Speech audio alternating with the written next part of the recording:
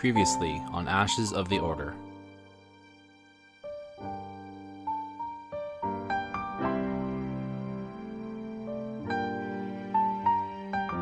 After retrieving the holocron from Vitric, the Bothan antiquities dealer, our heroes had a little downtime. Lahala finally crafted her own lightsaber, and Roke T studied the holocron, while Admiral tinkered with his arsenal and got a little ink. When they regrouped, QP-13 interrupted with news from Temrin Ka's datapad. I'm Amy Cameraman. I play Lahala Bell. I'm a Togruta, and I'm a Jedi Counselor. I'm Derek Cameraman. I'm Admiral. I'm a clone smuggler gunslinger. I'm Colleen Benson. I'm Brokti. I am a Twi'lek mystic. What did you find, QP? And he's pretty excited. Like he's almost in like Roke T mode here, kind of like buzzing to himself. He's like doing the wiggle back and forth. I whip my hair back and forth. I whip my hair back and forth. I whip my dome round and round. I whip my dome. Oh, dear. So he says, as Temrin Ka told you, she sought something out beyond Kessel in the Outer Rim. Comparing the data she gathered with the oldest star maps I could access, I have found a planet known as XL Kesh. Unfortunately, that is all I know about it. Information is exceedingly rare, and I have very minimal access to ancient Jedi databanks. Well, where can we find out more about this place? Oh, I know. And she starts running to an area. She's like, what if the holocron knows? The woman said that she put her information in it. Maybe she will know. Alright, so you're checking the holocron? Yep. So she rummaged around at her breastises to pull it out. Yeah, no, I just right out, not even caring. Every time. Okay, so you produce the holocron. We all know where from. Open it up, and you kind of think about the name XL Kesh.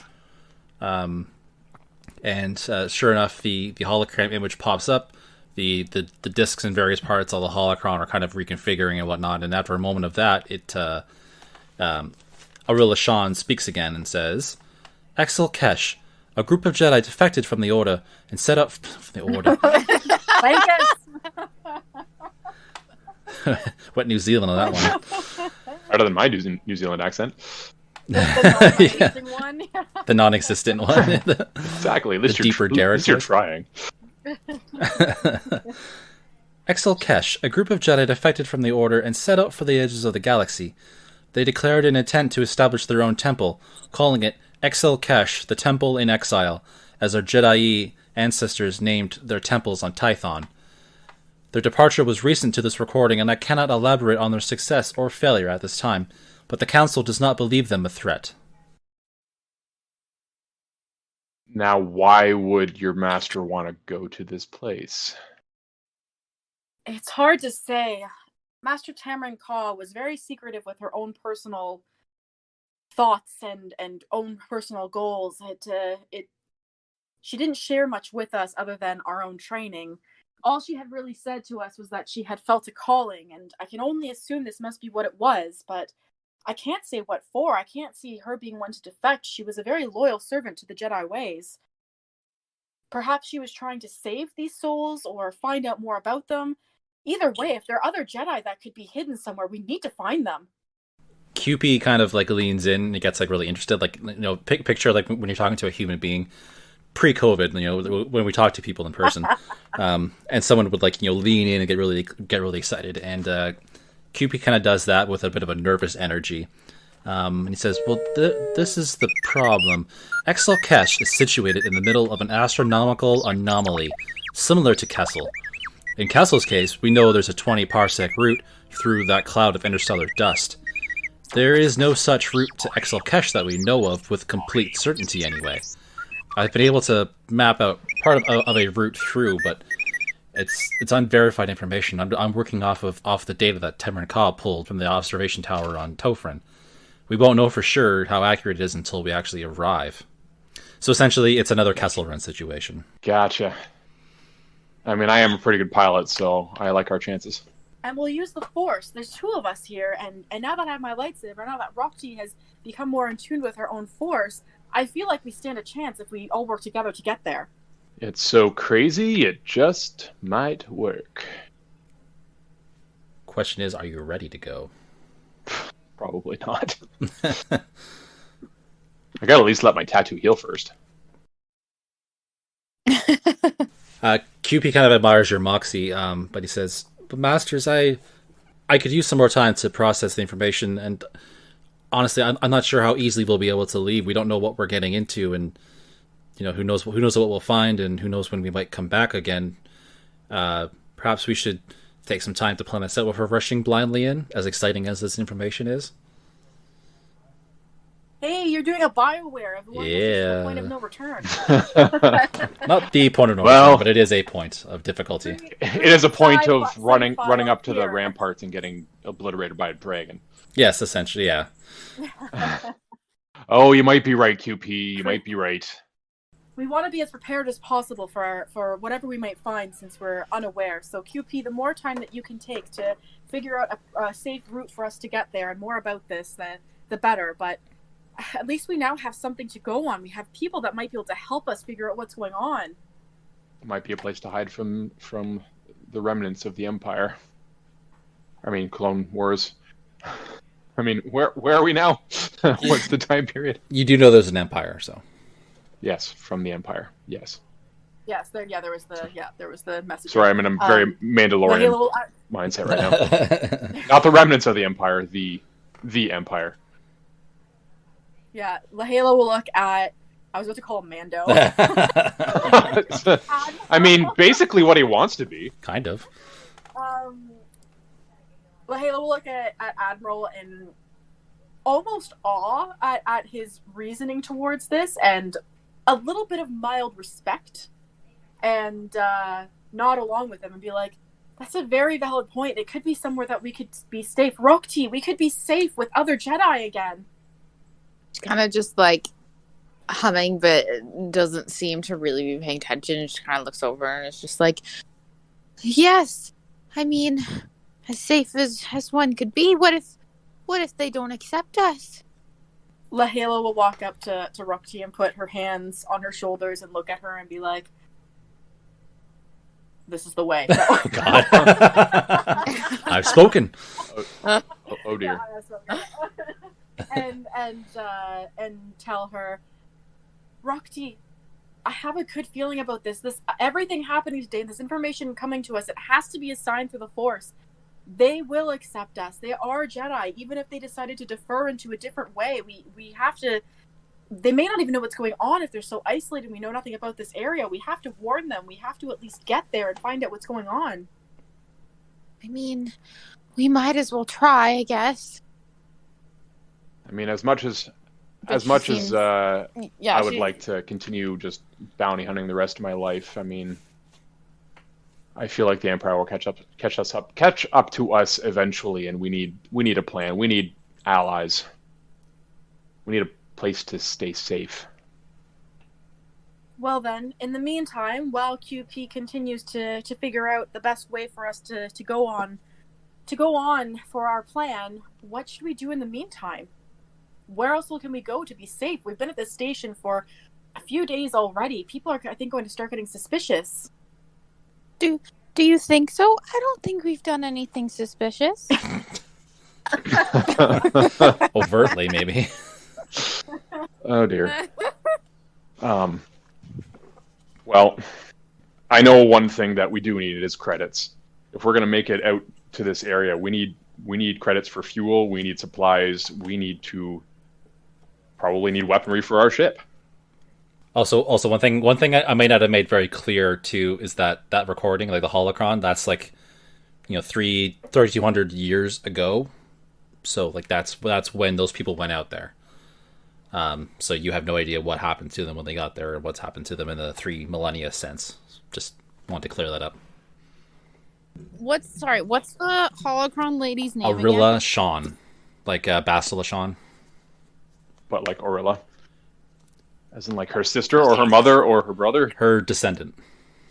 Descendant. So Knights of the Old Republic was 4,000 years ago. The MMO that has Satel Shan and Theon Shan is about like 3,500 years ago or so. This Arilla Shan is like 3,200 years before A New Hope. I made her up.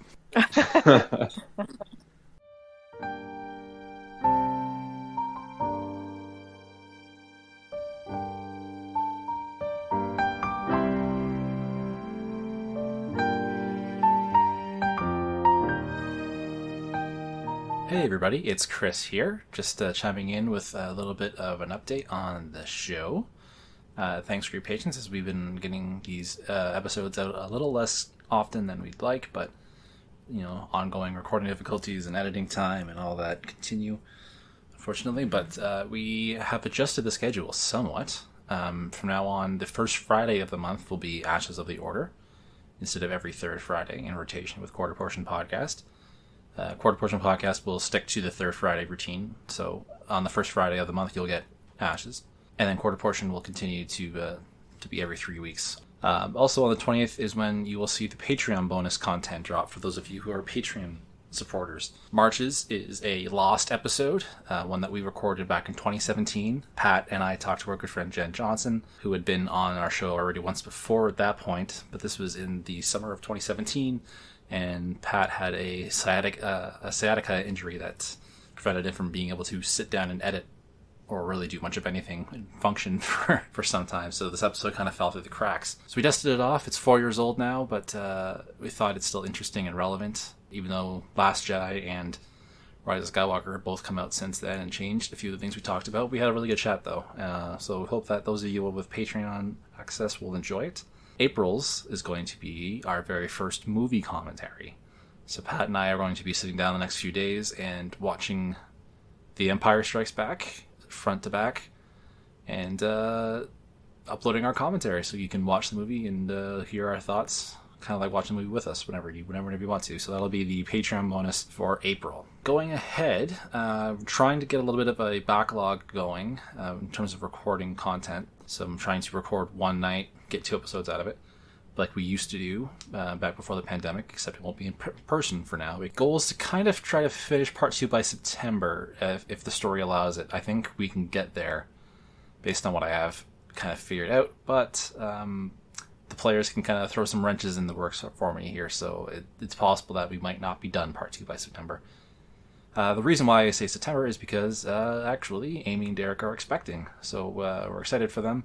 But things are going to be changing a lot in their household. We're going to try and get part 2 under wraps by September, and that's if possible. If the story dictates that we need to go longer, then that happens. Or if there's other delays, then that is what it is. But yeah, like I said, we'll be sticking to the first Friday of the month rotation from now on, which I think will be a little more sustainable going forward as they deal with that big shift in their life coming up, on top of everything else that's going on. So, all right, well. Thanks, as always, for listening. If you do enjoy this episode, please do tell a friend. Word of mouth helps us out a lot, and we appreciate every little bit. And with that, let's get back to the show.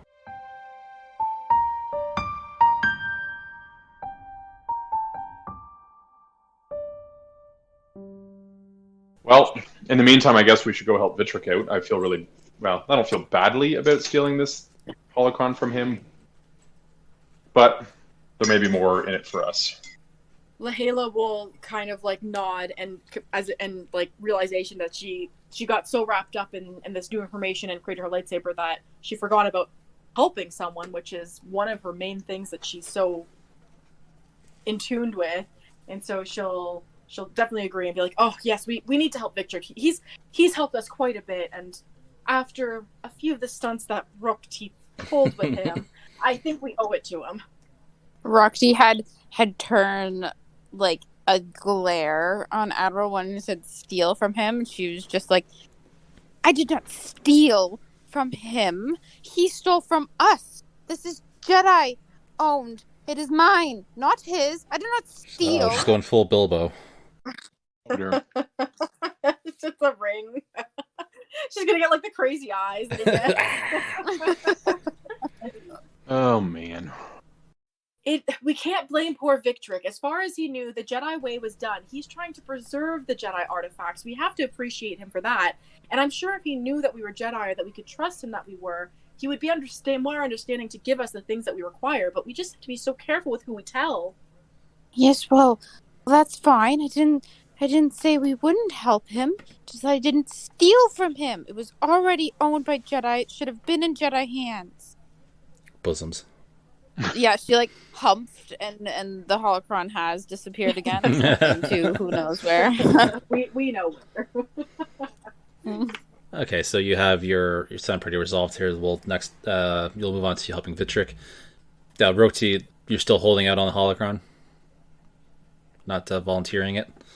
No. I mean, she did sound like she was willing to sort of share it whenever she was saying it, that they almost like they have a master again. So I feel like if Lahela asked her about it, but Lahela's into her lightsaber right now. She's letting Rokti deal with her own shit, so she's not gonna ask to do anything with it herself anyway. Right? No, just do it by our point of no return check if you want to do your lightsaber or like trade off on doing things before you go on the mission or not. But if you're confident with what you got, then we'll go with that. One lightsaber is going to be enough to contain on a mission, anyways. Yeah, no, I'm fine because assuming things go well, we end up back here and getting more bounties and stuff like that. So I think that we'll have more time to after this mission to hopefully continue on our building of stuff and things. Yeah, our camera kind of pulls back as our heroes, filled with new hope filled with with new optimism and new purpose, prepare for the next step on their journey. Ooh, yeah. Yes,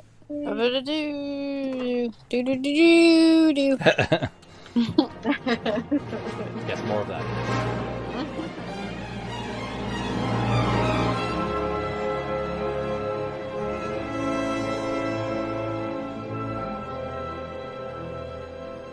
QP-13 toils away in a darkened corner of the Ronin, running complex astrological computations and trying to plot a course through an impossible stretch of space.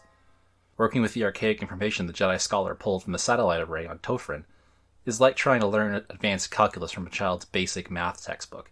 QP is a newly activated droid, but in its few weeks of experience it has come to lament the follies of a humanoid species. Why would they want to go to an anomaly at the edge of the galaxy? As it works, QP stumbles upon fragments of Temrin Ka's personal audio journal also stored on her datapad. In order to understand the fool's errand its companions are embarking upon, QP idly listens to snippets of the diary. The Dathomirian Jedi Master's voice softly echoes from the secluded corner of the ship. Why did the Force lead the Jedi to me like a beacon? Just a newborn whelp in a swamp. Was it worth stealing me away from my family? Sneaking onto Dathomir? Stealing me away from the Night Sisters? Why did the Force compel them to such uncharacteristic violence? Did they fear what I might become if raised by the Night Sisters? I have to accept that my Padawans are almost ready to be knighted. I cannot keep Lahela from building her own lightsaber much longer. Her skill could rival even Master Kenobi and his arrogant Padawan someday. The question is, to what end will she apply that talent? She can be so high-strung she could veer astray and never realize it. And sweet Rokti, she has such a unique and pure connection to the Force. Almost like synesthesia. She sounds like Avar Kriss reborn, but she needs to improve her control or else the Force could consume her. They need to be on their own to solve these problems without me as a security net. I may only be holding them back now. Something is odd about this Admiral fellow I've hired to take us back to Coruscant. A familiar feeling I cannot shake. There's such experience in his blood, but he seems so very young. An old soul in a young man's body? He almost reminds me of... I almost have enough data to finish my research at last. What will I find? What has the Force been calling me toward for so many years? Is it still there? Is it worth my life's effort? What if the pull I felt stems from the dark side? What if the mystery I've been seeking was meant to stay unfound?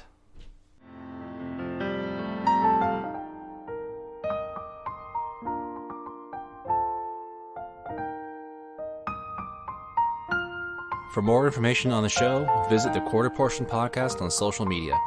Please check out our Patreon to help support the show and access bonus content. And until next time, may the Force be with you.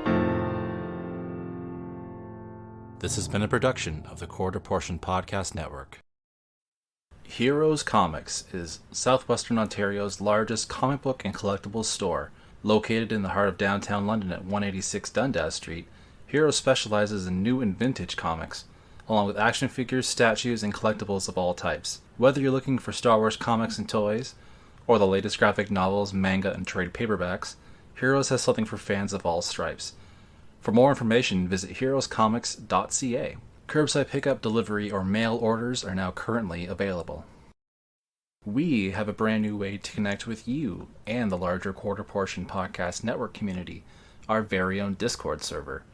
Check the show notes and or our social media pages for a link to join our new welcoming community of Star Wars fans. Second-tier Patreon supporters can even earn a special user role on this channel. We hope to see you there. We also have a special shout out for our Patreon supporters. Thank you, Barry Norton. By becoming a backer for as little as $1 a month, you can gain access to bonus content, like previews, looks behind the scenes and outtakes, and polls to help shape the future of our network. Or at the $5 tier, you can get a shout out in each episode, as well as other future perks. For more info on this, check out patreon.com/quarterportionpodcast.